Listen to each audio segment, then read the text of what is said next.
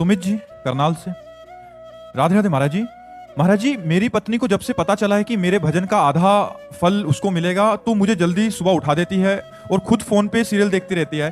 बार बार मेरा counter check करती है कि हाँ, और क्या घाटा थोड़ी होने देंगे अपने में। बहुत सुंदर। तो प्रणाम करते हैं ऐसी पत्नी को जो आपको भजन के लिए प्रेरित। खुद मोबाइल देखती रहती है कि तुम कर ले।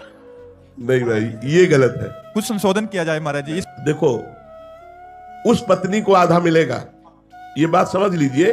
जो पति के अधीन है और पति की सेवकाई में है, उसके लिए कोई परमेश्वर नहीं, उसके लिए कोई आराधना नहीं। वो अपने पति की आराधना करती है। पति को खवाना पियाना, उनके वस्त्र धोना, उनकी सेवकाई में है, उनकी आज्ञा में है। तो पति चाहे जिस तीर्थ में जाए, चाहे जो धर्म करे, चाहे जो जप करे, चाहे जो यज्ञ करे, उसकी धर्म पत्नी को आधा हिस्सा उसका मिलेगा, क्योंकि उसने उसको परमेश्वर माना है।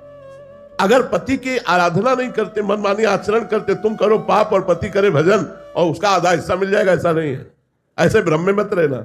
ऐसा नहीं हो सकता कि तुम, और देखो, हम तो कहते हैं भजन का हिस्सा ले ले और ठीक से चले तो बहुत अच्छी बात है। तो हमें लगता है पत्नी को अपनी अर्धांगिनी प्राण प्यारी मान करके धर्म पूर्वक पति भगवत मार्ग में अपने को चलाते हुए और संसारिक कार्य करे, और पत्नी अपने पति को भगवान मानकर आठों पहर उसकी आराधना, उसके चिंतन, उसके मनन में रहे, तो पति का आधा धर्म इसका हिस्सा उसको प्राप्त हो जाएगा और दोनों मंगल में भगवत कृपा पात्र बन जाएंगे। लेकिन पत्नी विमुख हो या पर पुरुष गमन करती हो या अपने पति का अपमान करती हो, तो भी आधा हिस्सा नहीं प्राप्त होगा। फिर नहीं प्राप्त होगा। फिर वो धर्म विरुद्ध चल रही तो आधा हिस्सा क्यों प्राप्त होगा? धर्म युक्त चल रही हो तो उसे आधा हिस्सा प्राप्त होगा।